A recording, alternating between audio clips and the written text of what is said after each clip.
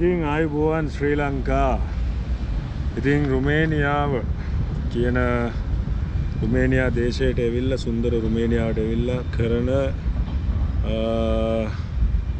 7 වෙනි රූප සටහන.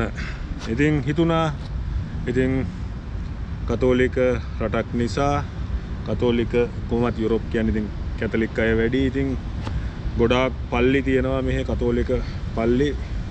ඉතින් ලස්සන ඒ වගේම මාර පිහිටීමකට තියෙන පල්ලියක් තියෙනවා අරාද් කියන සිටි එකේ.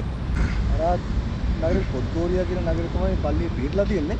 යාළුවනේ මේ පල්ලිය හදලා තියෙන්නේ ගොඩක් ඈත අතීතයක නෙමෙයි. නමුත් 1991 නොවැම්බර් 24 කියන දවසේ තමයි මේක ගොඩනගා ගන්න ආරම්භ කරලා තියෙන්නේ. මේකේ සම්පූර්ණ ඇස්තමේන්තු මුදල ඇමරිකානු ඩොලර් මිලියන 27ක් කියලා ඒගොල්ලෝ ඇස්තමේන්තු කරලා තියෙන්නේ. මේ වෙද්දී තාමත් මේක ගොඩනගමින් පවතින පල්ලියක්.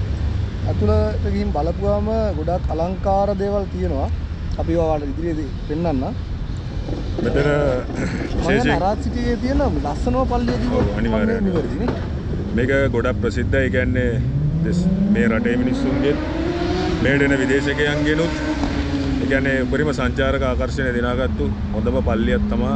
ඒ කියන්නේ ට්‍රිප් ඇඩ්වයිසර් වල පවා හැම ඒ කියන්නේ හොඳ රිවිව්ස් තියෙන හොඳ පල්ලියක්. මේකේ ඒ ගොඩක් මෙච්චර ප්‍රසිද්ධ වෙන්න මේකේ ගෘහ නිර්මාණ ශිල්පීත්වය තමයි අගය කරන්න ඕනේ. ඒක මා වීඩියෝ එකේ බලන්න ඔයාලා ඉස්සරහට ඒක හරිම අලංකාර විදිහට කරලා තියෙනවා. ඉතින් ගෘහ නිර්මාණ ශිල්පියාගේ නම ලෝන් හප්රියන් කියන ගෘහ නිර්මාණ ශිල්පියාගේ හැකියාවක් තමයි මේක. ඉතින් තාමත් ඉදි වෙන මට්ටමේ තියෙන්නේ. කියන්නේ තාමත් ගොඩනගමින් පවතින බිල්ඩින් එකක් මේක.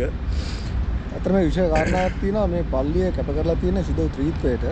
ඒ වගේම තමයි ඇතුළත රූපරාමු දිහා බැලුවම ඔයාලට පේනවා මේගොල්ලෝ මේ ගෘහ නිර්මාණ ශිල්පියා සහ ඇතුළ පින්තාරු කරපු කලාකරුවා දිහා බලලා එයා ගැන මොන හරි දෙයක් කියනවා නම් ඉතාමත් අනර්ග චිත්‍ර ශිල්පියෙක් තමයි මේ නිර්මාණය කරලා තියෙන්නේ.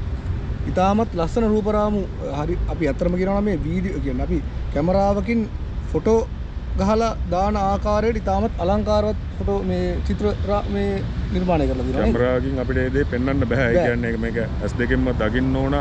ඒක මාර එතන ඇතුළට ගියාම මාර නිස්කලංකයි. මාර කිසිම શબ્දයක් නැහැ. ඒ කියන්නේ අද නම් ගොඩක් කට්ටිය නැහැ. ඉතින් පල්ලිය ඇතුලේ. ඉතින් ඔයාලා බලන්න මාත් එක්කම පල්ලිය ඇතුළට යමු. ගිහිල්ලා බලමු තාම තියෙනවද මොනවද? ඔව්. ඒ කියන්නේ අනිත් කාරණාව තමයි දැන් අපි මේ දවස්වල රුමේනියා කියන රටේ ගොඩක් දේශ කාලගුණය ගත්තාම යම් තාක් දුරට උෂ්ණත්වය වැඩි. නමුත් පල්ලිය ඇතුළට ගියපුවම අපිට 아무තු සිසිලසක් සහ ශාන්ත බවක් දැනෙනවා. බාහිරින් එන කිසිම ශබ්දයක් අපිට ඇතුළට දැනෙන්නේ නැහැ. ආලෝක තත්ත්වයක් ඉතාමත් හොඳට කියන්නේ ලයිට් වලින් නැති වුණත් එළියේ තියෙන ආලෝකයෙන් ඇතුළතත් ආලෝකමත් වෙලා තියෙනවා. ඉතාමත් සෞම්‍ය පරිසරයක් තමයි පල්ලිය ඇතුළත නිර්මාණය කරලා තියෙන්නේ. ඒක ආගම දහමට ලැබීම සඳහා ආගම දහම එතන අපිට දෙවියන්ව අදාහ ගන්න ඉතාමත් හොඳ වටපිටාවක් නිර්මාණය කරලා තියෙනවා පල්ලිය ඇතුලේ. ඔව්. ඉතින්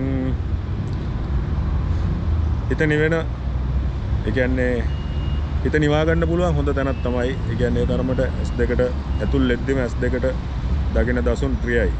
ඉතින් එන්න යමු මාත් එක්කම ගිහිල්ලා පල්ලිය ඇතුළ කොහොමද කියලා. ඉතින් අරාද් වල රුමේනියාව අරාද් විතරක් නෙමෙයි මුළු රුමේනියාවම ඇවිදින්න බලාපොරොත්තුෙන් තමයි ඉන්නේ. මොකද කාල වේලාවත් අපිට හදා ගන්න ඕනේනේ. ඉතින් රැකිරක්ෂා කරන ගමන් හම්බෙන පොඩි නිවාඩුවේ තමයි මේ වගේ දෙයක් කරන්නේ. දෙකම ගලපගෙන ඉතින් ඔයාලට රුමේනියාව කියන නගරේ ඇත්ත විස්තරය. මොකද මේ දවස්වල ගොඩක් අය රුමේනියාවට බයිනවනේ ඇත්ත කතා.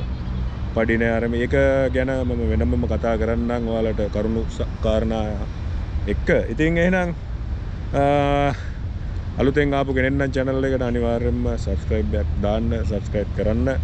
ඊට හැබැයි තියෙන bell icon එක click කරලා අපිත් එක්ක දිගටම ඉන්න. එතකොට අපි දාන වීඩියෝ වල notification එක ඔයාලට ළඟටම ගෙන්න ගන්න පුළුවන්.